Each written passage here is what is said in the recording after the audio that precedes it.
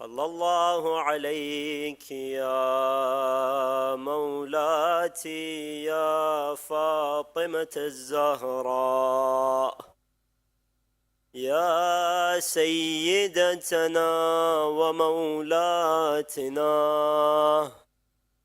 إنا توجهنا واستشفعنا وتوسلنا بك إلى الله وقدمناك بين يدي حاجاتنا.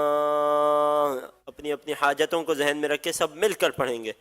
یا وجیہۃ عند اللہ اشفعی لنا عند اللہ.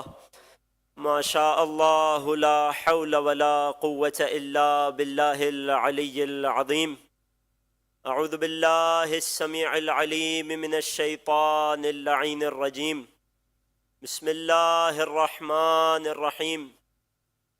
الحمد للہ الذی خلقنا فی امة الذی فاز رتبته الى قاب قوسین وأكرمنا بولاية وصيه الذي ردت له الشمس مرتين وجاهد بالسيفين وصلى إلى القبلتين وشرفنا بحب الزهراء أم السبطين وجعلنا من الباكين على مصاب الحسن والحسين والتسعة من ذرية الحسين الذين من بكى على مصابهم رجح حسناته أعمال الثقلين. والصلاة والسلام والتحية والإكرام على أشرف الكونين رحمة للدارين جد الحسنين أعني أبا القاسم محمد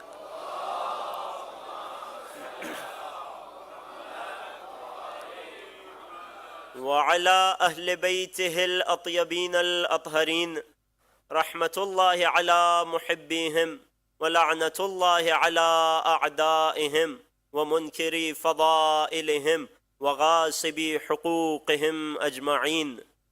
أما بعد فقد قالت سيدتي ومولاتي الصديقة الكبرى الراضية المرضية المحدثة العليمة سلام الله وصلواته عليها. أيها الناس اعلموا أني فاطمة. درود پڑھیے محمد وآل محمد.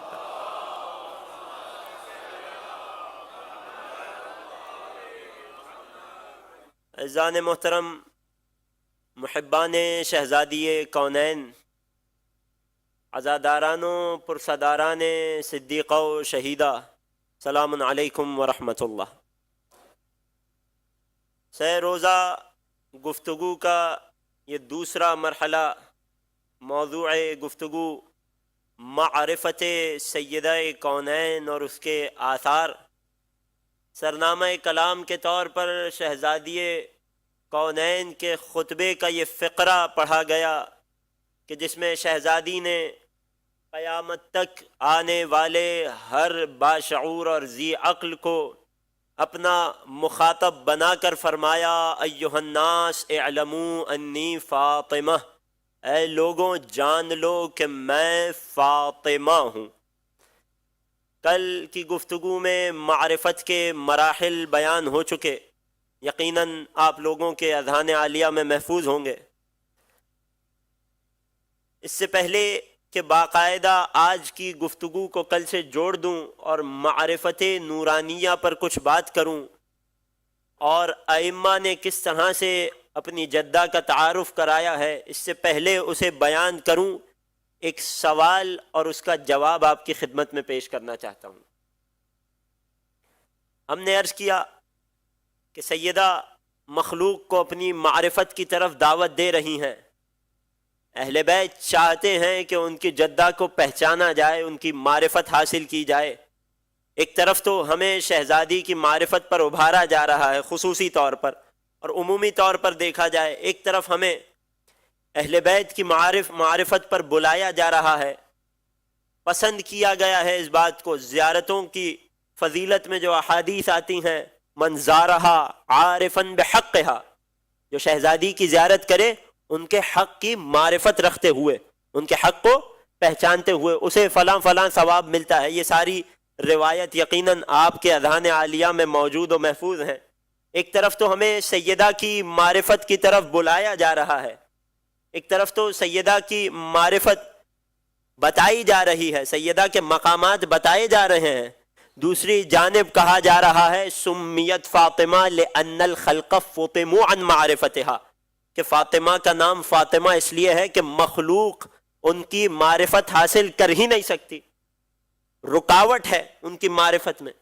ایک طرف معرفت کی طرف بلایا جا رہا ہے، دوسری جانب کہا جا رہا ہے کہ تم معرفت حاصل کر ہی نہیں سکتے ہو، فاطمہ کو کسی نے پہچانا ہی نہیں سوائے محمد و علی کے۔ تو یہ معاملہ کیا ہے، یہ معمہ کیا ہے؟ معرفت پر بلایا بھی جا رہا ہے، معرفت حاصل کرنے کی کوشش بھی کرنی چاہیے، مگر ساتھ میں بتایا بھی جا رہا ہے کہ تم معرفت حاصل کر ہی نہیں سکتے۔ قصہ کیا ہے؟ سوال واضح ہے، سوال بیان ہو چکا، اب ذرا جواب کی طرف توجہ کیجیے گا۔ اس بات کا جواب دینے کے لیے یا اس مشکل کو حل کرنے کے لیے ہمیں مشکل کشائے کائنات آل محمد کے در پر آنا پڑے گا۔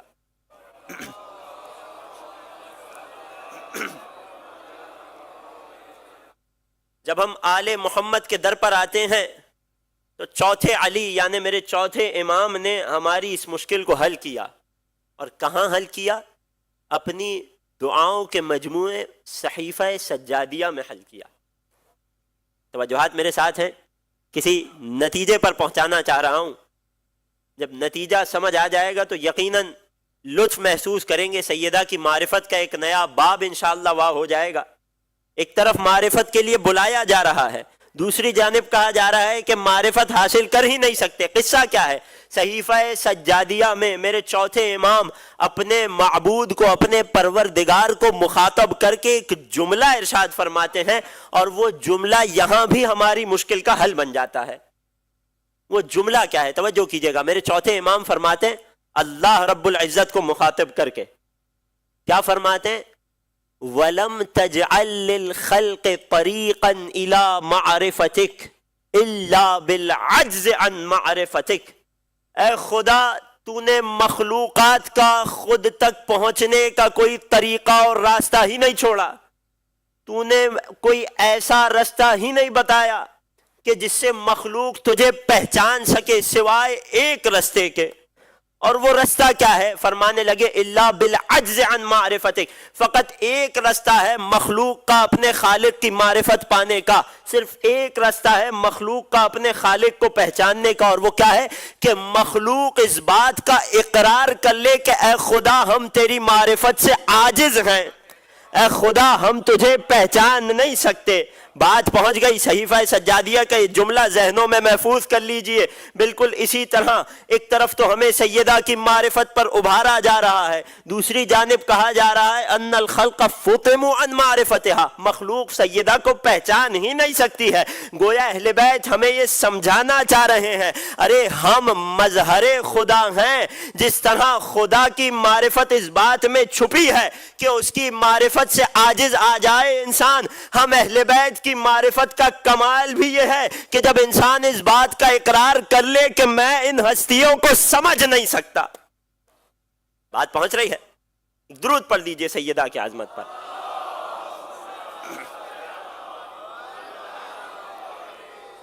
تو لہٰذا اہل بیت کی معرفت کا کمال بھی یہی ہے کہ انسان یہ سمجھ لے کہ میں ان ہستیوں کو نہیں سمجھ سکتا۔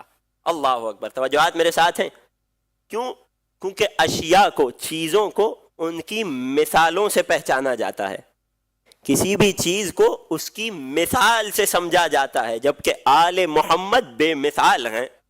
اللہ اکبر، توجہات میرے ساتھ ہیں؟ اب اگر کوئی شخص اس کائنات کے کسی عظیم ترین انسان کو بھی آل محمد کی مثل سمجھ رہا ہو آل محمد کے جیسا سمجھ رہا ہو تو اس کا مطلب یہ ہے کہ اس نے آل محمد کو نہیں سمجھا۔ اللہ اکبر۔ تو ایک طرف تو ہمیں معرفت کی طرف بلایا جا رہا ہے، دوسری جانب بتایا جا رہا ہے کہ جان لو تم جتنی عقل کو دوڑا لو، تم اپنی ساری زندگی ہمیں سمجھنے میں صرف کر لو، تم حق معرفت ادا نہیں کر سکتے، تم ہماری معرفت کے کمال تک نہیں پہنچ سکتے، تم ہماری حقیقت کو سمجھ نہیں سکتے۔ اللہ اکبر۔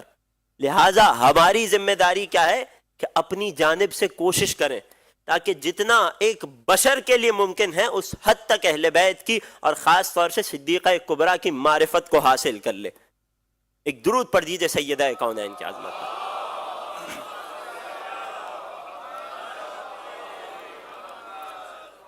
کل بات ہوئی تھی سیدہ کونین کی نورانی معرفت پر، آج شہزادی کے نور مبارک کے حوالے سے کچھ عرائض پیش کرنا چاہتا ہوں۔ توجہات میرے ساتھ ہیں، سننے کے لیے آمادہ ہیں؟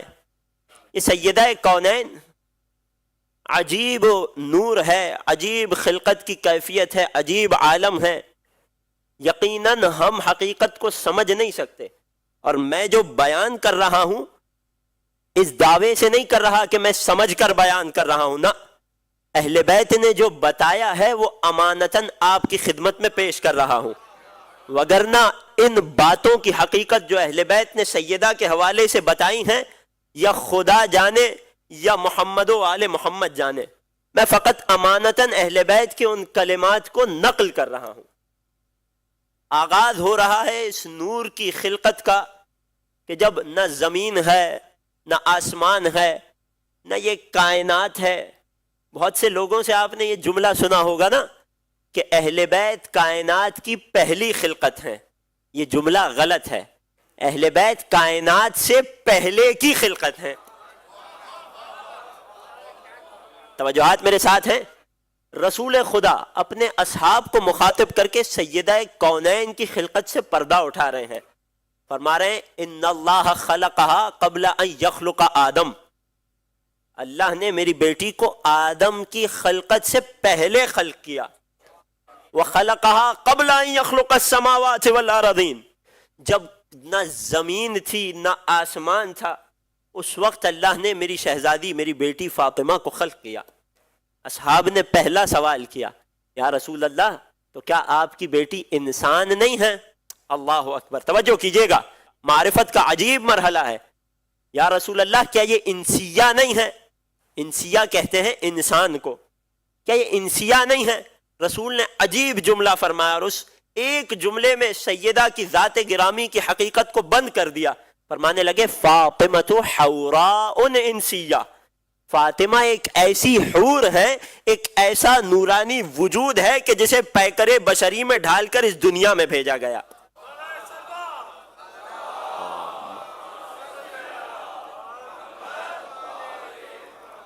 سوال ہوا کہ یا رسول اللہ یہ نور فاطمہ کہاں تھا اس کائنات کی خلقت سے پہلے؟ فرمانے لگے تحت عرش الرحمن، عرش خدا کے سائے میں تھا۔ اب اصحاب کے سوالات بھی بڑے عجیب و غریب ہوا کرتے تھے، اپنے معیار کے مطابق سوال تھے، کہنے لگے فما غذاؤہا، یا رسول اللہ اس نورانی وجود کی غذا کیا تھی؟ اللہ اکبر، جتنا عجیب سوال تھا اتنا ہی لطیف جواب ہے۔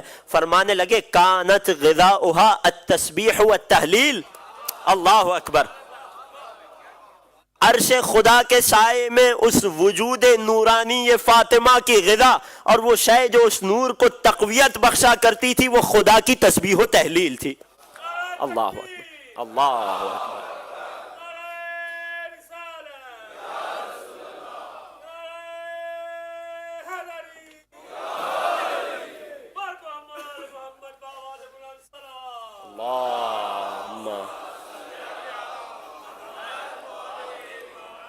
ابھی اس نور مقدس کے کئی مرحلے بیان کرنے ہیں عزیزوں، ابھی پہلے مرحلے میں بات چل رہی ہے۔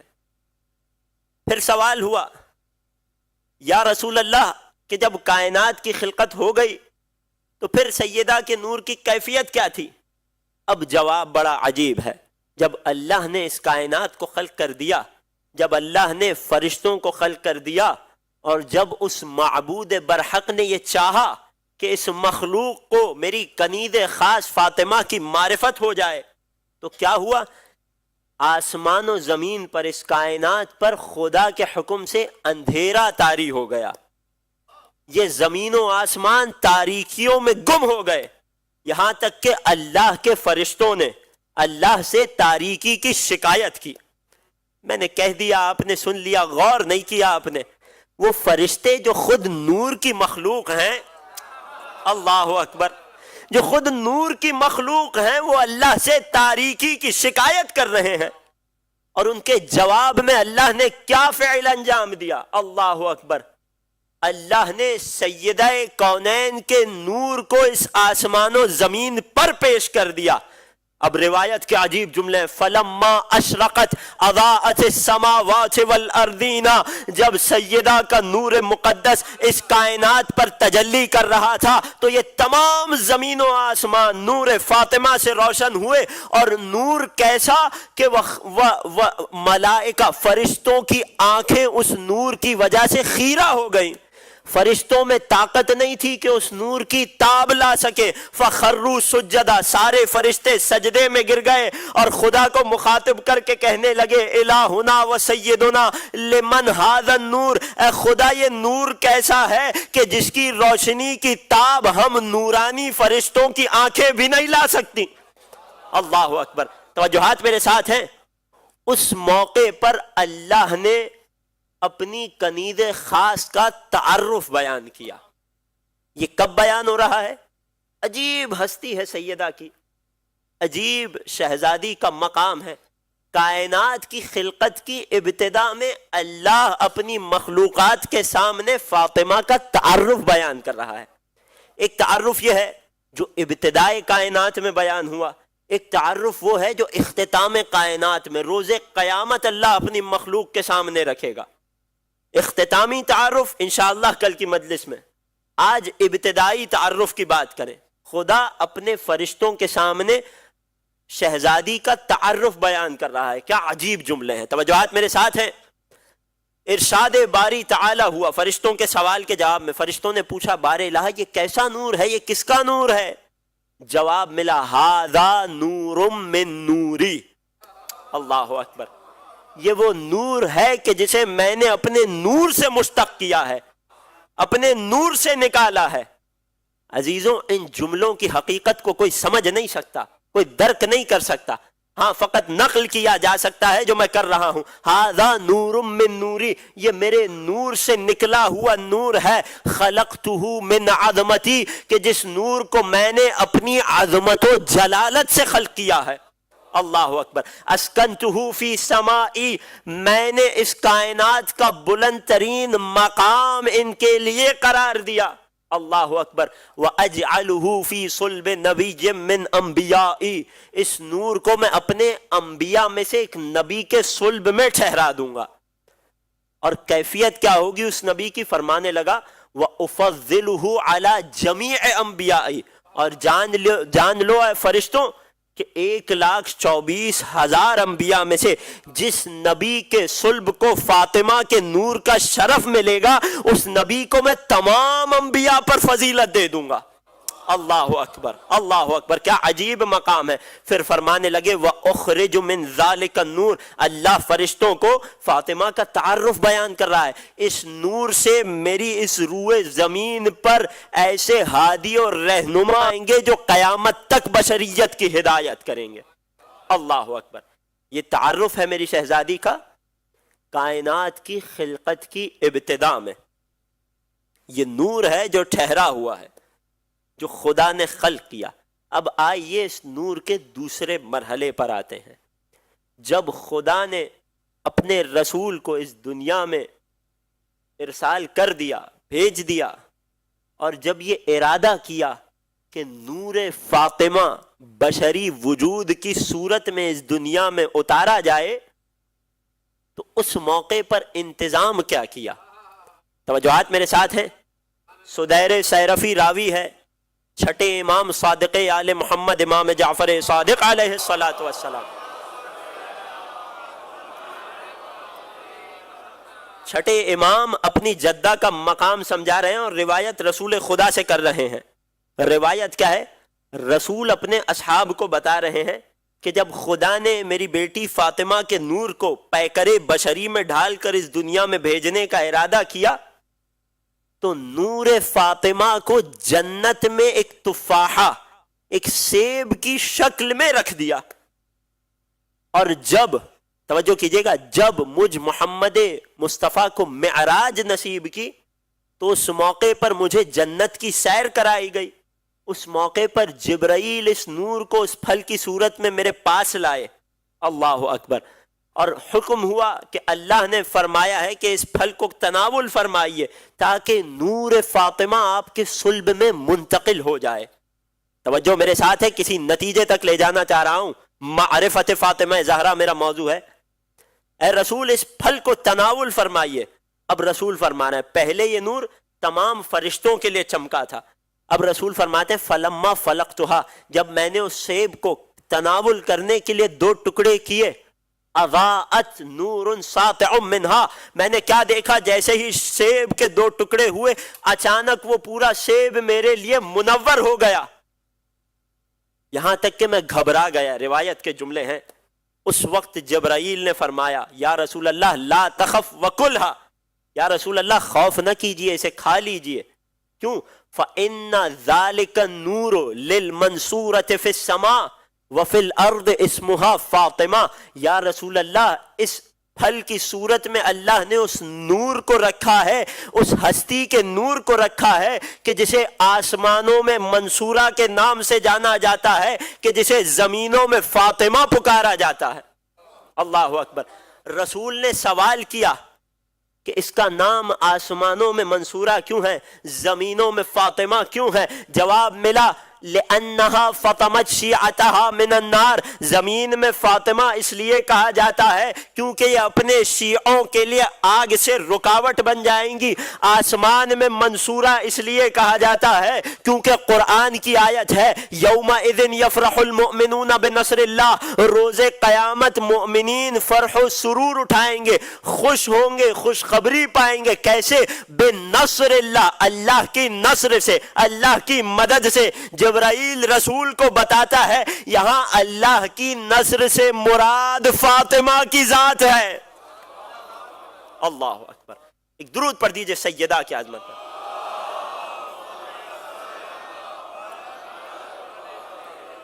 عزیزان محترم، میں نے پھر روایت پیش کر دی، آپ نے پھر غور نہیں کیا. توجہات میرے ساتھ ہیں، کسی نتیجے تک پہنچانا چاہ رہا ہوں. ہم جب بھی اہل بیت کی زیارتیں پڑھتے ہیں، جب بھی امام حسین اور دیگر ائمہ کی زیارتیں پڑھتے ہیں تو ان زیارتوں میں ایک جملہ آتا ہے. توجہات میرے ساتھ ہیں. اشہد انک کنت نورا فی الاصلاب الشامخہ والارحام المطہرہ. تمام ائمہ کی زیارت میں یہ جملے موجود ہیں اور خاص طور سے امام حسین کی زیارت میں بھی ہیں. وہ کیا جملے ہیں؟ میں گواہی دیتا ہوں کہ آپ اہل بیت اطہار، آپ ائمہ طاہرین نور تھے اصلاب طاہرہ میں، پاک ترین صلبوں میں، وہ ارحام مطہرہ اور پاک ترین رحموں میں منتقل کیا گیا. یعنی آدم سے لے کر خاتم تک اس کائنات کے جو سب سے زیادہ پاکیزہ صلب تھے ان میں ائمہ کے انوار کو منتقل کیا جاتا رہا. جو پاکیزہ ترین رحم تھے ان میں ائمہ طاہرین کے نور کو رکھا گیا. مگر میں ذمہ داری سے کہہ رہا ہوں، میں نے سیدہ کی تمام زیارتوں کی تلاوت کی، مجھے شہزادی کی کسی زیارت میں یہ جملہ نہیں ملا کہ اشہد انکی کنت نورا فی الاسلاب الشامخہ، کہ اے سیدہ آپ کا نور طاہر تمام اسلاب طاہرہ میں تھا. بڑا عجیب مرحلہ ہے جب خدا اپنے حبیب کے صلب میں اس نور کو منتقل کرنا چاہ رہا ہے تو حبیب کو معراج پر بلا رہا ہے اور جنت سے مباشرتاً بغیر کسی واسطے کے نور فاطمہ اپنے حبیب کے صلب میں اتار رہا ہے. گویا خدا ہمیں سمجھانا چاہ رہا ہے ارے وہ میری حجتوں کا نور تھا جو طاہرہ اسلاب میں ہوتا ہوا، مطہر ارحام میں ہوتا ہوا دنیا میں آ گیا، لیکن یہ فاطمہ کا نور ہے کہ جسے محمد و خدیجہ کے صلب و رحم کے علاوہ کوئی اور صلب و رحم برداشت نہیں کر سکتا. اللہ اکبر. محمد وعلم. عزیزان محترم، ابتدا سے آخر تک سیدہ کی عظمت پر مل کر ایک درود پڑھ دیجئے۔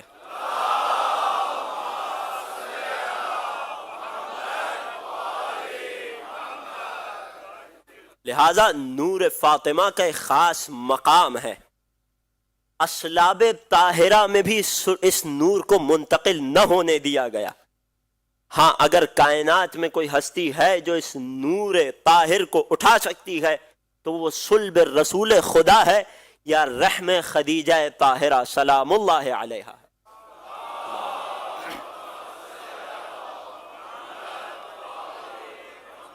توجہات میرے ساتھ ہیں، تھک کر تو نہیں سن رہے، گفتگو کو ایک منزل اور آگے بڑھانا چاہتا ہوں۔ عجیب مرحلہ ہے، حضرت موسیٰ کلیم اللہ جب ان پر احکام نازل ہوتے تھے، جب ان کو خدا سے احکام حاصل کرنے ہوتے تھے تو کہاں جاتے تھے؟ کوہ طور پر جاتے تھے، کوہ طور پر تشریف لے جاتے تھے اور خدا کی جانب سے کلام کی صورت میں احکام انہیں مل جاتے تھے۔ مگر چونکہ، توجہ کیجئے گا، مگر چونکہ رسول خدا کا مقام و مرتبہ یہ تھا، لہٰذا انہیں احکام کی تعلیم کے لیے، انہیں احکام دینے کے لیے یا انہیں آیتیں عطا کرنے کے لیے کسی جگہ بلایا نہیں جاتا تھا۔ اللہ اکبر! جبرائیل امین رسول کے گھر پر آ کر وحی نازل کرتے تھے۔ اللہ اکبر! میں کچھ کہنا چاہتا ہوں عزیزوں، نماز جیسی عظیم ترین عبادت کا حکم آیا تو رسول کو کہیں نہیں بلایا گیا، جبرائیل گھر میں آ کر یہ حکم عطا کر رہا ہے۔ جب روزے کے وجوب کا حکم آیا تو جبرائیل گھر پہ آ کر آیت عطا کر رہا ہے۔ جب حج کا وجوب آیا تو جبرائیل رسول کے گھر آ کر یہ حکم عطا کر رہا ہے، یہاں تک کہ اسلام کے تمام احکام اور تمام آیتیں فرشتہ رسول کے گھر آ کر دیتا رہا۔ مگر نہ جانے نور فاطمہ کا مقام کیا ہے کہ جب رسول کو یہ نور عطا کرنا تھا تو آواز قدرت آئی ہے، محمد ہر آیت تو گھر میں اترے گی مگر فاطمہ گھر میں نہ ملے گی، اب سفر کر کے معراج پر آنا پڑے گا، پھر جا کر کوثر نصیب۔ اللہ! بات پہنچ رہی ہے عزیزوں؟ یہ نور مقدس فاطمہ زہرا ہے، عقل متحیر ہے، انسان دنگ رہ جاتا ہے، فاطمہ کے مرتبے کو سمجھ نہیں سکتا۔ ایک درود پڑھ دیجئے سیدہ کونین کی عظمت۔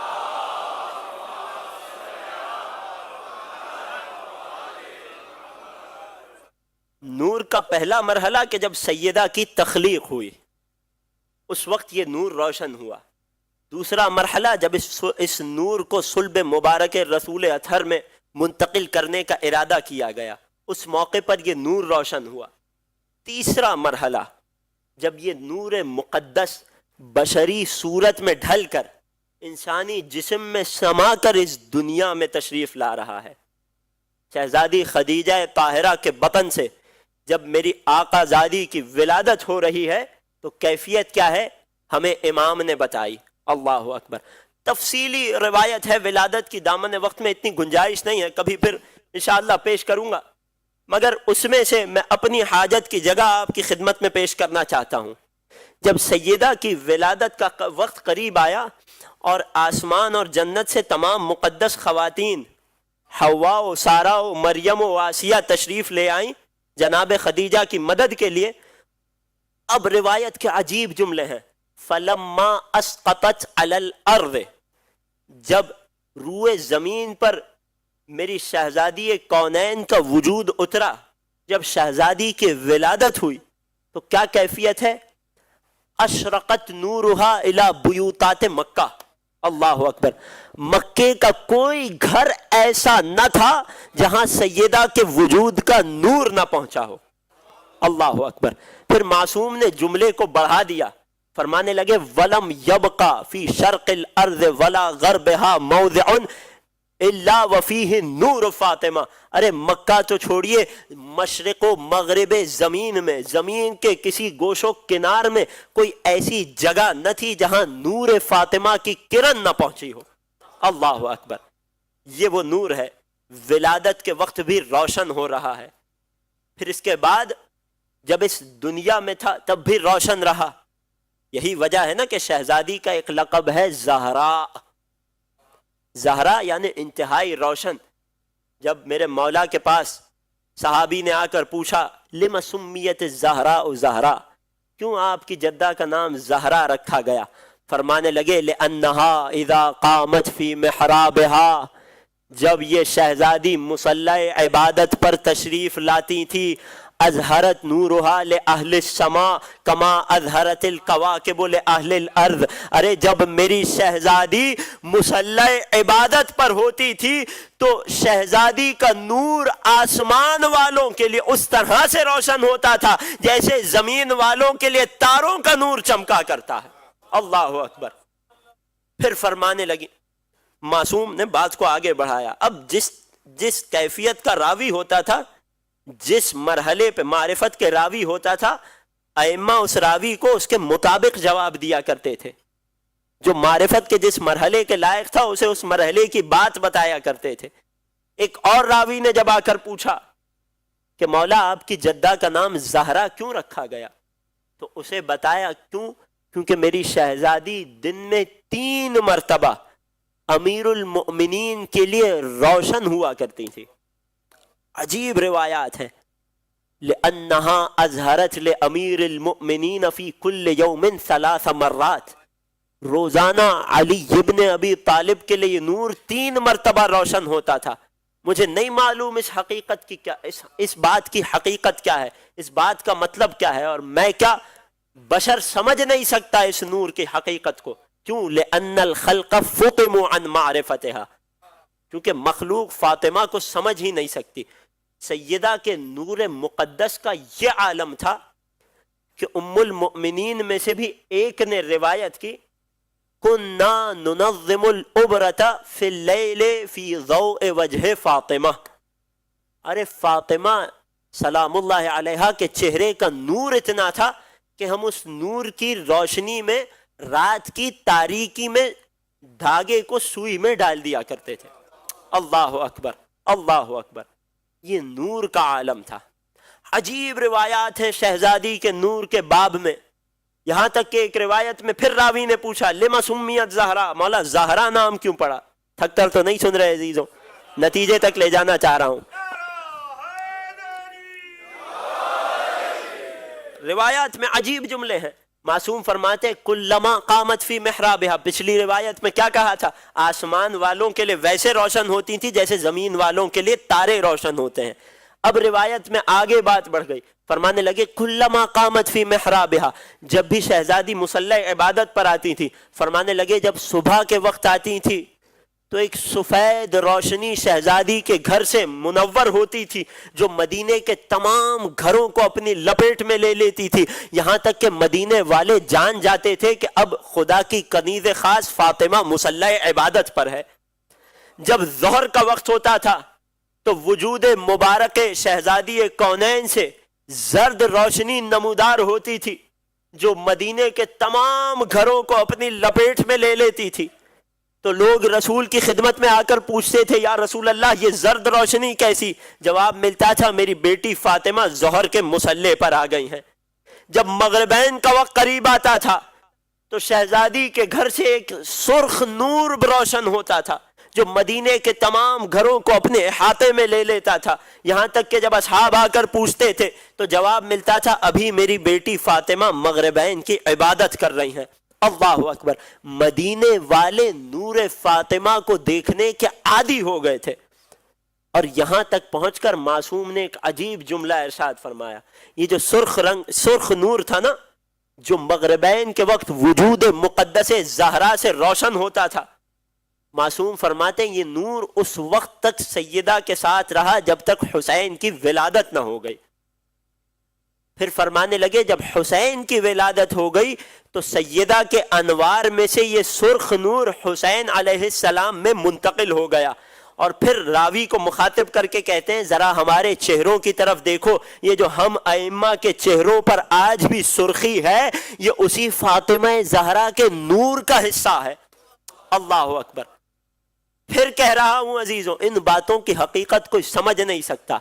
بیان کرنے کا مقصد کیا ہے کہ سیدہ کے عظمت پر غور کیا جائے، سیدہ کے مقامات کو سمجھا جائے.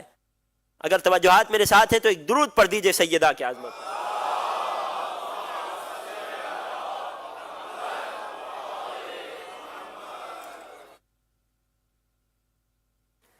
اس قدر نورانی ہستی، اس قسم کے مقام و مرتبے کے ساتھ، مگر اس کے باوجود، میرا موضوع ذہنوں میں ہے معرفت سیدہ اور اس کے آثار، اس کے باوجود جب شہزادی اپنے گھر میں ہوا کرتی تھی تو کس قسم کی زندگی گزارا کرتی تھی، کیا ایثار اور کیا قربانی کا جذبہ نظر آتا تھا. یہاں تک کہ مولا علی اپنے صحابی کو مخاطب کر کے بتاتے ہیں کہ اس کنیز خاص سے خدا کا، اس نور فاطمہ کا گھر کے کام کاج کی وجہ سے حال کیا ہو گیا تھا. توجہ کی جائے، خاص طور سے میری مائیں بہنیں بیٹیاں توجہ کریں، فاطمہ کے نور کو دیکھیں اور پھر ان کی سیرت پر توجہ کریں. مولا علی اپنے صحابی کو مخاطب کر کے کہتے ہیں کہ شہزادی کونین اس مقام و مرتبے کے باوجود گھر میں اس قدر مشغول رہا کرتی تھی، استقت القربۃ حتی اثر فی صدرہا، بی بی مشکیزے کو ہمیشہ بھرا کرتی تھی، اور بھرا ہوا مشکیزہ گھر میں ایک جگہ سے دوسری جگہ منتقل کیا کرتی تھی، یہاں تک کہ اس مشکیزے کے وزن سے شہزادی کے سینہ اقدس پر ورم پڑ گیا تھا. پھر فرماتے ہیں کہ جب بیوی چکی چلایا کرتی تھی، قد مجلت یداہا، شہزادی کے ہاتھ چکی چلانے کی وجہ سے سوج چکے تھے. وکنست بیتہا، شہزادی اپنے گھر کو صاف کیا کرتی تھی، حتی اغبرت ثیابہا، یہاں تک کہ شہزادی کا لباس غبار آلود ہوتا تھا. ایک طرف یہ مقام و مرتبہ اور ایک طرف عمل کی یہ کیفیت، تاکہ ہمارے لیے نمونہ عمل بن سکے. توجہات میرے ساتھ ہیں. پھر فرماتے ہیں کہ جب شہزادی اپنے گھر کا چولہا جلاتی تھی تو چونکہ اس زمانے میں کام کرنا اس قدر مشکل تھا کہ چولہے کی راکھ کی وجہ سے شہزادی کے کپڑے راکھ آلود ہو جاتے تھے. مولائے کائنات سے یہ منظر، یہ حالت دیکھی نہیں جاتی تھی. لہذا ایک دن شہزادی سے کہنے لگے کہ اے شہزادی، کیوں نہ آپ اس مشکل کا حل اپنے بابا سے سوال کریں، کیوں نہ آپ اپنے بابا سے پوچھیں. کوئی یہ گمان نہ کرے کہ ایک شوہر اپنی زوجہ کو کہہ رہا ہے کہ ذرا میرے سسر سے اس مشکل کا حل لے کر آئیے. اب توجہ ہے، یہاں ولی خدا امام کائنات عصمت طاہرہ کو یہ حکم دے رہے ہیں کہ کائنات کے رسول سے اس مشکل کا حل لائیے. اور جب شہزادی رسول کی بارگاہ میں پہنچتی ہیں تو دیکھتی ہیں کچھ مہمان بیٹھے ہیں. شہزادی کو حیا محسوس ہوتی ہے، اپنی حاجت بیان نہیں کرتی، واپس چلی آتی ہیں. اگلے دن دوبارہ جاتی ہیں، دوبارہ حیا محسوس ہوتی ہے، واپس تشریف لے جاتی ہیں، یہاں تک کہ رسول خدا شہزادی کے گھر تشریف لاتے ہیں اور سوال کرتے ہیں کہ شہزادی اے فاطمہ، مجھے لگتا ہے، مجھے محسوس ہوتا ہے کہ آپ کے پاس کوئی حاجت ہے. شہزادی کو حیا محسوس ہوتی ہے. اس موقع پر مولا علی حاجت کو بیان کرتے ہیں. یا رسول اللہ، آپ کی شہزادی کی کام کر کے کیفیت یہ ہو جاتی ہے کہ سینہ اطہر پر ورم پڑ چکا ہے، ہاتھ چھلنی ہو چکے ہیں، لباس غبار آلود ہو جاتا ہے، لہٰذا انہیں خادمہ کی ضرورت ہے. اس موقع پر رسول نے عجیب جملہ کہا، اور یہ جملہ بھی قیامت تک آنے والی بشریت پر سیدہ کا احسان رہے گا. توجہات میرے ساتھ ہیں. وہ تحفہ جو سیدہ کے در سے ہمیں ملا وہ آپ کی خدمت میں پیش کرنا چاہتا ہوں. جواب ملا، لو علمتکما ما هو خیر لکم من خادم. اے علی و فاطمہ، کیوں نہ میں تمہیں ایسی چیز سکھا دوں جو خادم سے کئی زیادہ بہتر ہے. اللہ اکبر. شہزادی فاطمہ نے فرمایا، میں اللہ اور اس کے رسول کی ہر بات سے راضی ہوں. اس موقع پر رسول نے شہزادی کو وہ تسبیح تعلیم دی تھی کہ جسے ہم تسبیح فاطمہ کہتے ہیں. اللہ اکبر. توجہات میرے ساتھ ہیں. شہزادی کی عظمت پر ایک درود پڑھ دیجئے.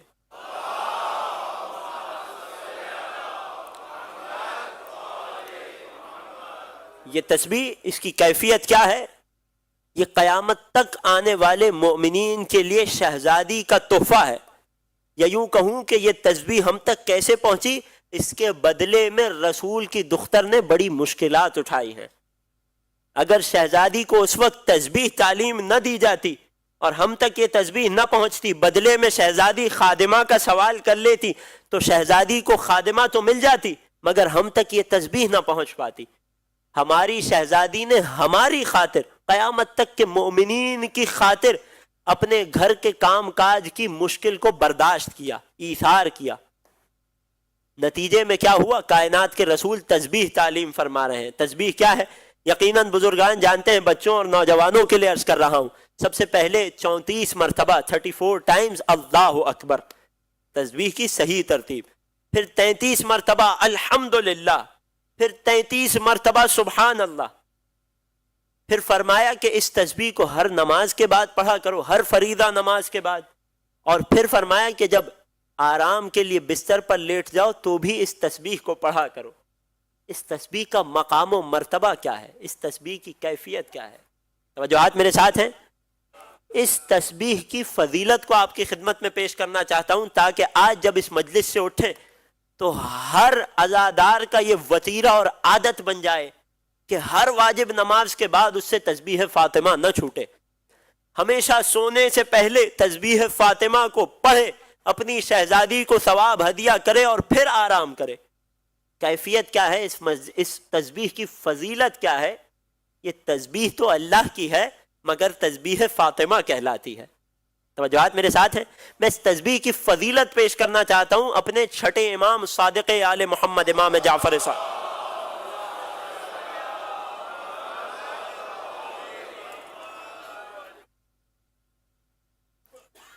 عزیزان محترم، اس کائنات کا ہر زمانے میں افضل ترین اور کامل ترین انسان کون ہوا کرتا ہے؟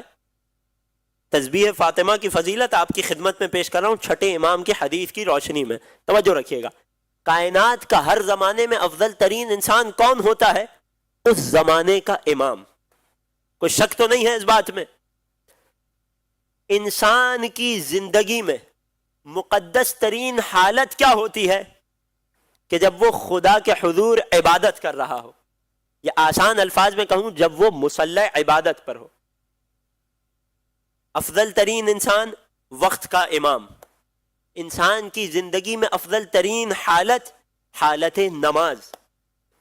یہ نماز کتنی اشیاء پر محیط ہے، اس نماز میں کتنی عبادتیں جمع ہیں۔ انسان اللہ اکبر کہتا ہے، اس تکبیر کا الگ ثواب ہے، الگ مقام و مرتبہ ہے۔ انسان سورہ فاتحہ کی تلاوت کرتا ہے، سورہ فاتحہ کا ایک الگ مرتبہ اور مرحلہ ہے، ایک الگ مقام ہے۔ سورہ اخلاص کی تلاوت کرتا ہے، سورہ اخلاص کی تلاوت کا ایک الگ مرتبہ ہے۔ انسان رکوع میں جاتا ہے، سبحان ربی العظیم وبحمدہ کہتا ہے، اس رکوع کا ایک الگ مرتبہ ہے۔ انسان رکوع سے اٹھ کر سمع اللہ لمن حمدہ کہتا ہے، اس کا ایک الگ مقام ہے۔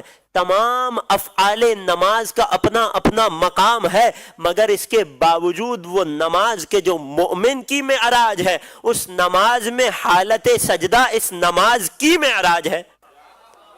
توجہ میرے ساتھ ہے عزیزوں؟ نتیجے تک پہنچانا چاہ رہا ہوں۔ افضل ترین اور کامل ترین انسان کون؟ وقت کا امام۔ آپ نے میرے ساتھ سفر کرنا ہے تاکہ مجھے محسوس ہو کہ میرا پیغام پہنچ رہا ہے۔ کائنات کا افضل ترین انسان کون؟ وقت کا امام۔ اس امام کی زندگی میں افضل ترین حالت کیا؟ حالت نماز کے جو عام مومن کی معراج ہے۔ وقت کے امام کے لیے نماز کی کیا اہمیت اور کیا مرحلہ ہوگا؟ عام انسان کی نماز کی بات نہیں ہو رہی، امام کی نماز کی بات ہو رہی ہے، جس نماز کے اندر اتنی ساری عبادتیں جمع ہو گئیں۔ افضل ترین مخلوق امام، اس امام کی افضل ترین حالت نماز۔ ایک عام مخلوق نماز پڑھتی ہو اور ایک مرتبہ امام وقت مصلی عبادت پر آ کر نماز پڑھ رہا ہو، ایک نماز میں کتنی عبادتیں جمع ہو گئی۔ یہ جو عبادتیں میں نے گنوائیں یہ ایک رکعت تھی، اسی طرح ایک عام نماز میں ایسی 2 رکعتیں پائی جاتی ہیں۔ وہ ایک سجدہ کہ جسے مومن کی معراج کہا جاتا ہے، کہ جس کے بارے میں حدیث رسول ہے کہ انسان اپنے رب سے سب سے زیادہ قریب اس وقت ہوتا ہے جب وہ حالت سجدہ میں ہوتا ہے۔ ایک مستحب نماز کی بات کرتے ہیں، میں واجب نماز کو چھوڑ دیتا ہوں جس کی تعداد 2 رکعت ہوتی ہے۔ 2 رکعت میں کتنی مرتبہ ایسی حالت آتی ہے کہ جب انسان اپنے رب سے سب سے زیادہ نزدیک ہوتا ہے؟ 4 مرتبہ۔ ایک نماز کا مقام سمجھیے، نماز وہ کیفیت، وہ عبادت کہ جس میں 4 مرتبہ وہ موقع آتا ہے کہ انسان اپنے رب سے سب سے زیادہ قریب ہوتا ہے۔ تو جب امام وقت اس سجدے میں چلا جائے تو کیفیت کیا ہوگی؟ میرے مولا امیر کا وہ سجدہ تو یاد ہے نا، کہ سجدے میں اپنے خدا سے اس قدر قریب تھے، اس قدر راز و نیاز میں مصروف تھے کہ پیر سے تیر کھینچ لیا گیا، علی کو معلوم نہیں ہوا۔ اللہ اکبر، یہ امام کا سجدہ ہوا کرتا ہے۔ اگر ایک امام ایک دن میں ایسی 1000 نمازیں پڑھتے ہو، ان نمازوں کی کیفیت کیا ہوگی؟ ان نمازوں کا مقام کیا ہوگا؟ توجہات میرے ساتھ ہیں؟ کیا کوئی انسان ان نمازوں کا، اس عبادت کا حساب لگا سکتا ہے جو امام وقت انجام دیتے ہوں؟ اللہ اکبر، امام وقت اور ان کی نماز، اور ایک نماز نہیں، 1000 رکعت نمازیں۔ اللہ اکبر، کیا مقام ہوگا؟ 1000 رکعت نمازیں یعنی 4000 سجدے، 4000 مرتبہ اللہ سے انتہائی قرب کی حالت میں آنا۔ مگر نہ جانے اللہ نے تسبیح فاطمہ میں کیا راز رکھا ہے کہ اپنے وقت کے امام، چھٹے امام یہ فرماتے نظر آئے، تسبیح فاطمۃ الزہراء احب الی من صلاتی 1000 رکعت، ارے مجھے اپنی روزانہ پڑھی جانے والی 1000 رکعت نماز سے زیادہ تسبیح فاطمہ پسندیدہ ہے۔ بات پہنچ رہی ہے؟ تسبیح فاطمہ کا مقام کیا؟ ایک درود پڑھ دیجئے شہزادی کی عظمت پر۔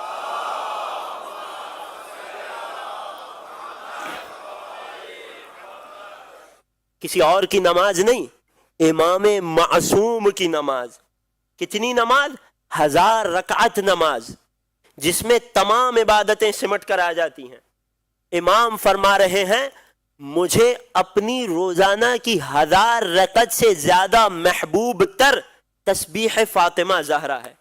اللہ اکبر، عجیب عبادت ہے یہ۔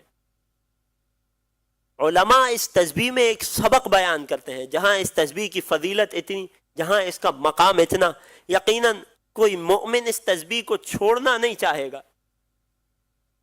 علماء ایک پیغام اس تسبیح میں بیان کرتے ہیں کہ اس تسبیح کا آغاز ہوتا ہے اللہ اکبر سے، اس تسبیح کا اختتام ہوتا ہے سبحان اللہ سے۔ علماء فرماتے ہیں کہ اس ایک تسبیح میں پورے اصول دین کو سمیٹ دیا گیا۔ اللہ سے آغاز ہو رہا ہے، اللہ پر اختتام ہو رہا ہے۔ عقیدہ مبدأ و معاد اگر یہ نہیں ہے تو اور کیا ہے؟ عقیدہ توحید و قیامت اگر یہ نہیں ہے تو اور کیا ہے؟ اس ایک تسبیح سے ہمیں یہ پیغام دیا جا رہا ہے کہ جان لو ہر کام کی ابتدا بھی خدا کے نام سے کیا کرو، ہر کام کا اختتام بھی خدا کے نام سے کیا کرو۔ بات پہنچ رہی ہے؟ یہ عظیم تر تسبیح فاطمہ یہ شہزادی کے صدقے میں ہمیں عطا ہوئی۔ کب؟ کہ جب شہزادی نے اتنی مشکلات کو برداشت کیا۔ توجہات میرے ساتھ ہیں؟ لہٰذا سیدہ کی سیرت پر عمل کرنے والی مائیں، بہنیں، بیٹیاں، کبھی اپنے گھر کے کام کاج میں نہ شرمائیے گا، کبھی شرم محسوس نہ کیجیے گا۔ یقیناً مشکل ہوتی ہے، یقیناً سخت ہوتا ہے گھر کے کام کو کرنا اور مسلسل کرنا، لیکن ہمیشہ سیدہ کونین کی سیرت کو یاد کیجیے گا۔ اگر ہم سیدہ کونین کی سیرت پر چلنے لگیں، یقیناً گھروں کی تمام پریشانیاں اور تمام گھریلو مشکلات حل ہو جائیں۔ توجہات میرے ساتھ ہیں؟ ایک جملہ، شہزادی اتنی خدمت انجام دے رہی ہیں گھر کی، گھر والوں کی، جب حل مانگنے تشریف لے جاتی ہیں تو بدلے میں ایک تسبیح فاطمہ عطا ہوتی ہے، اور شہزادی اس پر راضی و خوشنود واپس تشریف لے آتی ہیں۔ کچھ عرصے بعد جب جناب فضہ رسول کی ملکیت میں آتی ہیں تو رسول اپنی بیٹی اپنی شہزادی کو بلا کر جناب فضہ انہیں تحفے میں دے دیتے ہیں، لیکن کیا کنیز پاتے ہی شہزادی کا عمل بدل گیا؟ کیا شہزادی کی سیرت میں کوئی تبدیلی آ گئی؟ عجیب روایت ہے۔ روایت کے جملے ہیں، ایک دن رسول خدا خود اپنی بیٹی کے گھر تشریف لاتے ہیں۔ عدل سیدہ دیکھیے گا، ایثار سیدہ دیکھیے گا، معرفت سیدہ، اپنی شہزادی کے گھر تشریف لاتے ہیں۔ کب کہ جب کنیز عطا ہو چکی ہے، تسبیح بھی عطا ہو گئی اور کنیز بھی عطا ہو گئی۔ جب گھر تشریف لاتے ہیں تو کیا دیکھتے ہیں؟ شہزادی کی گودی مبارک میں حسین بیٹھے ہیں اور شہزادی ایک ہاتھ سے چکی پیس رہی ہیں۔ رسول نے سوال کیا، اے بیٹی فاطمہ، آپ ایک کام خود کر لیجئے، ایک کام فضہ کو دے دیجئے۔ جانتے ہیں میری شہزادی نے جواب کیا دیا؟ میں قربان جاؤں سیدہ کی عظمت پر، قیامت تک آنے والے انسانوں کے لیے پیکر عدل ہے، نمونہ عمل ہے میری شہزادی۔ فرمانے لگی، بابا آج فضہ کی کام کی باری نہیں ہے۔ اللہ اکبر! کون ہوگا کائنات میں جو اپنی کنیز سے اس قدر شفقت سے پیش آ رہا ہے کہ کام کی باریاں برابر تقسیم کر رکھی ہیں؟ ایک دن فضہ کام کریں گی تو ایک دن فاطمہ کام کریں گی۔ اللہ اکبر! یہ عالم تھا نا کہ جب امام حسن و حسین جیسے شہزادے گھر میں پلے، کہ جب زینب و ام کلثوم جیسی شہزادیاں گھر میں پلی، اگر ہم اپنے گھر کے ماحول کو بہتر بنانا چاہتے ہیں تو سیدہ کی سیرت سے ہمیں یہ سبق لینا پڑے گا، ہمیں ایثار و قربانی کا جذبہ اپنے اندر پیدا کرنا پڑے گا، تب جا کر ہمارے گھر میں خوشیاں آئیں گی، ہمارے گھر کی مشکلات حل ہوں گی۔ اور کہیں ایسا نہ ہو کہ خواتین یہ گمان کریں، خواتین کے ذہنوں میں یہ بات آئے کہ مولانا صاحب صرف ہمارے لیے مجلس پڑھتے جا رہے ہیں، لہٰذا میں مرد حضرات کو مخاطب کر کے کہہ دوں کہ گھر کو گھر بنانے میں جتنا خاتون کا ہاتھ ہوتا ہے اتنا ہی ہمارا بھی کردار ہوتا ہے۔ جہاں خواتین کو ایثار و قربانی کا جذبہ پیدا کرنے کی تلقین کی جا رہی ہے، وہیں مرد حضرات پر بھی یہ ذمہ داری ہے کہ اگر آپ کو خدا نے فیملی اور عیال کی نعمت سے نوازا ہے، اگر خدا نے آپ کو ایک زوجہ صالحہ اور اولاد کی نعمت سے نوازا ہے تو آپ کی بھی یہ ذمہ داری بنتی ہے، بلکہ یوں کہوں کہ ہماری یہ ذمہ داری بنتی ہے کہ اپنے گھر کو بھرپور وقت دیں۔ عموماً گھریلو مشکلات، گھریلو پریشانیاں تھک کر تو نہیں سنیں گے، چند لمحوں کی بات ہے، پیش کر رہا ہوں، پیغام ہے، اس منبر کا حق ہے، ادا کرنا ضروری ہے۔ پر عموماً جو شکایات آتی ہیں، سب سے زیادہ شکایت کیا آتی ہے آج کل کے اس مصروف دور میں؟ کہ مولانا شوہر کے پاس گھر میں دینے کے لیے وقت نہیں ہے۔ جب سوال کیا جائے کیوں بھیا کیوں وقت نہیں ہے، تو جواب ملتا ہے مولانا کام کی اتنی مشغولیات ہیں کہ وقت نہیں مل پاتا۔ میرا آپ سے سوال ہے، کیا آپ کے اوپر علی مرتضیٰ سے زیادہ بڑی ذمہ داریاں ہیں؟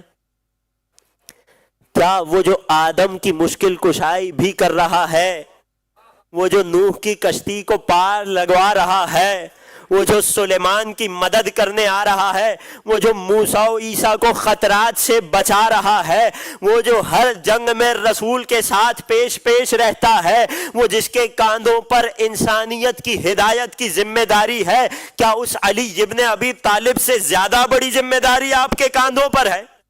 بات پہنچ رہی ہے؟ وہ علی کے جو اتنی زیادہ ذمہ داریوں کے ماتحت تھے، جن پر کائنات کی ہدایت کی ذمہ داری تھی اور جن پر کائنات کی مشکل کشائی کی ذمہ داری ہے، وہ علی بھی اپنے گھر پہ بھرپور وقت دیا کرتے تھے۔ اگر خدا نے اولاد کی نعمت سے نوازا ہے تو اس اولاد کی تربیت کی ذمہ داری ہماری ہے، وگرنہ قیامت کے دن ہم سے بھی سوال ہوگا۔ لہذا جہاں گھر کے ماحول کو بہترین بنانے کے لیے خواتین پر یہ لازم ہے کہ اپنے اندر ایثار و قربانی کا جذبہ پیدا کریں، گھر کے کام کاج کے مقابلے میں جو سختی جھیلنی پڑتی ہے اسے برداشت کریں، وہیں مرد حضرات کی بھی ذمہ داری ہے کہ اپنے وقت کو اس طرح تقسیم کریں کہ گھر والوں کے لیے بھی بھرپور وقت اور بھرپور حصہ مل سکے۔ امید ہے بات پہنچ رہی ہوگی، ایک درود پڑھ دیجئے سیدہ کی عظمت پر۔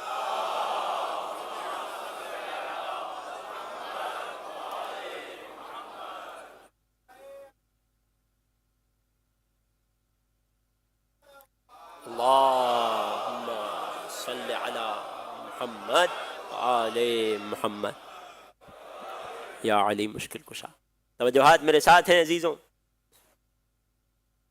یہاں ایک جملہ اور آپ کی سماعتوں کو ہدیہ کرنا چاہوں گا کہ جب گھر کے کام کاج کی وجہ سے سیدہ کونین کا جسم زخمی ہوا تو علی پریشان ضرور ہوئے، مگر علی نے برداشت کیا۔ میں کہوں گا اے کاش کہ جب سیدہ اس دنیا سے تشریف لے گئی تو فقط بدن پر یہی زخم ہوتے جو گھر کے کام کاج کی وجہ سے آئے۔ اے کاش ان زخموں میں اضافہ نہ ہوا ہوتا۔ اے کاش وہ ہستی، وہ بی بی کہ جس کا لباس غبار آلود ہو جاتا تھا، وہ بی بی کے چولہے کی راکھ سے جس کے لباس پر راکھ لگ جاتی تھی، کاش کہ جلتے ہوئے دروازے کی راکھ سے اس کا لباس، وہ شہزادی کے چکی چلا چلا کر جس کے ہاتھ زخمی ہو جاتے تھے، کاش اس کا چہرہ زخمی نہ ہوا۔ وہ علی کہ جو اس قدر صابر ہے کہ چوتھے امام نے جب دربار میں خطبے کا ارشاد فرمایا اور اس خطبے میں اپنے جد علی کا تعارف فرمایا تو جانتے ہیں کیا جملہ کہا؟ انا ابن اصبر الصابرین، میں تمام صبر کرنے والوں میں سب سے زیادہ صبر کرنے والے کا پوتا ہوں۔ اللہ اکبر، علی نے ایسا کیا صبر کیا؟ اللہ اکبر۔ قرآن میں دو لوگوں کو صابر کہا گیا ہے، ایک جناب ایوب کا صبر ہے اور ایک جناب یعقوب کا صبر ہے۔ جناب ایوب وہ پاک نبی کہ خدا نے امتحان کی خاطر تمام نعمتوں کو سلب کر لیا مگر اس کے باوجود شکر خدا کرتے رہے، مگر امتحان کی ایک گھڑی ایسی آئی کہ اب ایوب نے خدا کی بارگاہ میں دعا کے لیے ہاتھ اٹھا دیے، اے خدا مجھ ایوب کو تو نے ہر آزمائش سے گزارا مگر تیرا یہ ایوب یہ امتحان دینے کے لیے راضی نہیں ہے۔ جانتے ہو وہ امتحان کیا تھا؟ کہ جب زوجہ ایوب پر بات آ گئی تھی، ایوب کی غیرت کو گوارا نہ ہوا، دعا کی، امتحان ختم ہو گیا، لیکن اس کے باوجود اللہ نے ایوب کو صابر کہا۔ دوسری جانب قرآن نے یعقوب کو صابر کہا۔ یعقوب نے کون سا امتحان دیا؟ 12 بیٹوں میں سے ایک بیٹا یوسف نظروں سے غائب ہو گیا۔ قرآن کے جملے ہیں یعقوب اتنا روئے وَبْيَضَّتْ عَيْنَاهُ مِنَ الْحُزْنِ، غم اور گریے کی وجہ سے یعقوب کی آنکھیں سفید ہو گئی۔ اتنا رونے کے باوجود بھی اللہ نے یعقوب کو صابر کہا ہے۔ اللہ اکبر۔ میں قربان جاؤں اصبر الصابرین مولا پر، میرے مولا امیر المومنین پر۔ ایک ہی لمحے میں یہ دونوں امتحانات علی کے لیے جمع کر دیے گئے۔ ارے غیرت پر آنچ آ رہی ہے، زوجہ پر ظلم کیا جا رہا ہے، علی برداشت کر رہے ہیں، محسن شہید ہو رہا ہے، علی برداشت کر رہے ہیں۔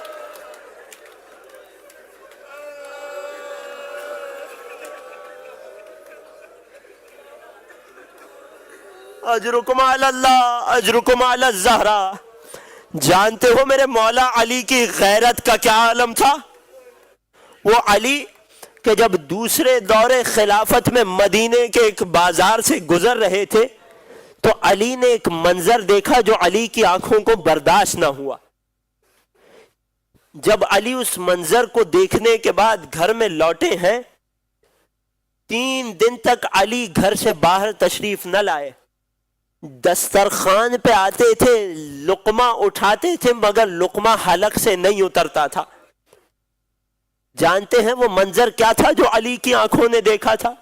علی بازار سے گزر رہے تھے، ایک منظر دیکھا کہ بازار میں ایک یہودی خاتون کا کسی مرد سے جھگڑا ہوا ہے۔ اس مرد نے اس خاتون کو، یہودی خاتون کو تماچا مارا۔ علی کی غیرت کو برداشت نہ ہوا، 3 دن تک اپنے آپ کو گھر میں بند رکھا، لقمہ حلق سے نہ اتارتا تھا۔ ارے نہ جانے علی کی غیرت نے یہ منظر کیسے برداشت کیا ہوگا کہ جب علی کی آنکھوں کے سامنے زوجائے علی کو تماچا مارا۔ میرے چھٹے امام کا جملہ ہے، سننا اور سن کر اپنے سر و چہرے کو پیٹ کر رونا۔ حق ہے کہ سیدہ کے غم میں چہرے کو پیٹ کر ماتم کیا جائے۔ جانتے ہو تماچے کی کیفیت کیا تھی؟ میرے چھٹے امام فرماتے ہیں فَلَّتَمَهَا عَلَى خَدِّهَا حَتَّى بَدَا قُرْتَاهَا تَحْتَ خِمَارِهَا۔ ارے لعین نے ایسا تماچا مارا کہ چادر کے نیچے سیدہ کی بالیاں زمین پر گر گئی۔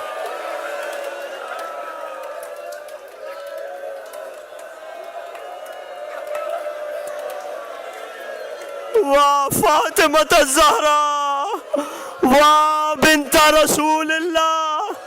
میں شام کا رخ کر کے ہاتھ جوڑ کے کہوں گا خدا آپ سب کو شام والی بی بی کی زیارت نصیب کرے۔ اے حسین کی یتیمہ سکینہ، آپ پر بہت ظلم ہوا، آپ کو تماچے بھی مارے گئے، آپ کے گوشواروں کو بھی چھینا گیا، مگر اے شہزادی یہ سارا ظلم آپ سے پہلے آپ کی دادی فاطمہ زہرا۔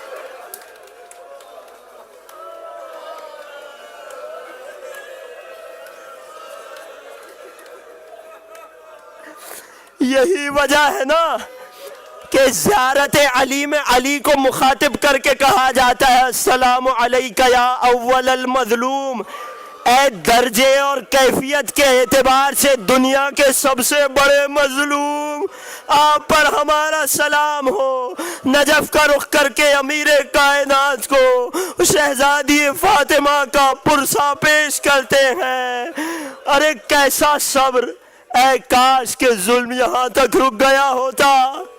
لیکن عزیزوں وہ شہزادی جو گھر کے مشکیزے کو بھر کر لاتی تھی، جس وجہ سے سینہ اطہر پر زخم آ گیا تھا، کاش کہ دنیا سے جاتے ہوئے سینہ اقدس پر فقط یہی زخم لے کر جاتی۔ ارے عجیب جملے ہیں مقتل کے۔ ارے گرم دروازے میں ایک لوہے کی میخ، جب علی اپنی زوجہ کو غسل دے رہے تھے چیخ مار کر گریہ کیا۔ بعد میں شہزادی زینب نے بابا کے دامن کو تھام کر پوچھا اے بابا آپ تو ہمیں صبر کی تلقین کرتے تھے، بابا کیا ہوا؟ علی زمین پر بیٹھ گئے۔ اے زینب میں نے کیا منظر دیکھا، ایک ایسا زخم تھا اس پہلو زہرا پر جو ہمیشہ مجھ علی سے بھی چھپا۔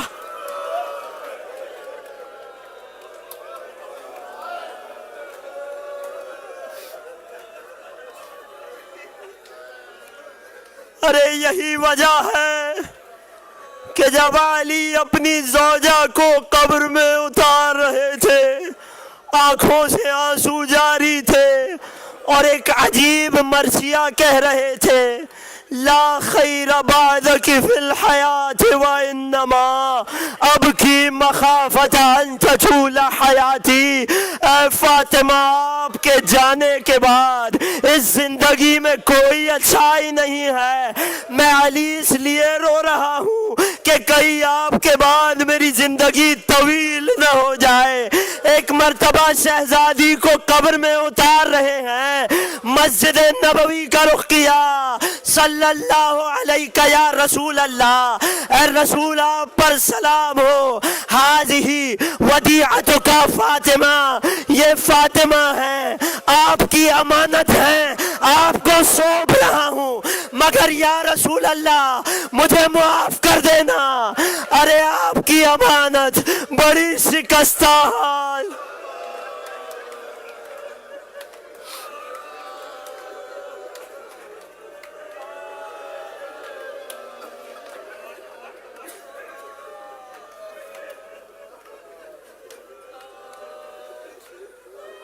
اجرکم علی اللہ، اجرکم علی الزہراء، اجرکم علی صاحب الزمان۔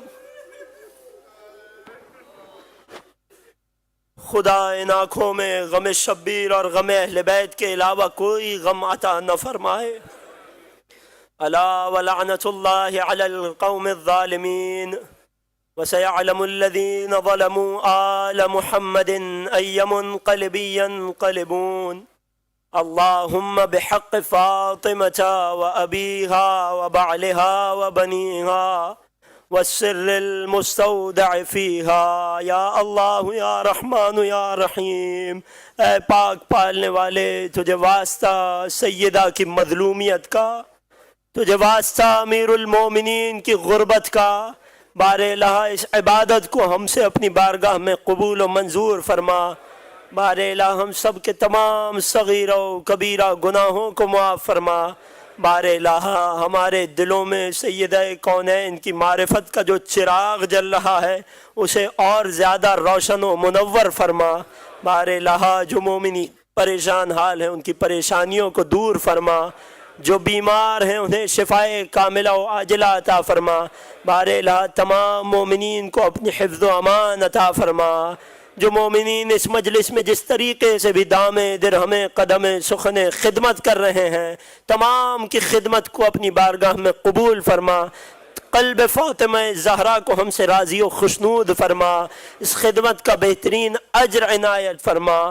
ہمارے مرحومین کی مغفرت فرما، ان کے درجات میں بلندی عنایت فرما۔ سب سے بڑی دعا، سب سے بڑی آرزو، منجی بشر، منتقم کربلا، فرزند زہرا، قائم آل محمد کے ظہور میں تعجیل فرما، اور ہمیں ان کے خاص آبان و انصار میں شمار فرما۔ ربنا تقبل منا انك انت السميع العليم بجاه محمد وآله الطيبين الطاهرين۔